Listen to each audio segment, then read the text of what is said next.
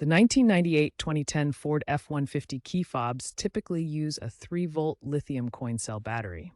The CR2032 is generally for 2-button fobs, common in 1998 to 2003 models, while the CR2450 is used for 3-button models, often found in 2004 to 2010 models. Begin by carefully examining your key fob. Look for a seam on the back or side of the fob. Use a small, flathead screwdriver or a coin to gently pry the fob open at the seam. Apply steady pressure to avoid damaging the plastic casing or any internal components. Take extra caution if there are security clips.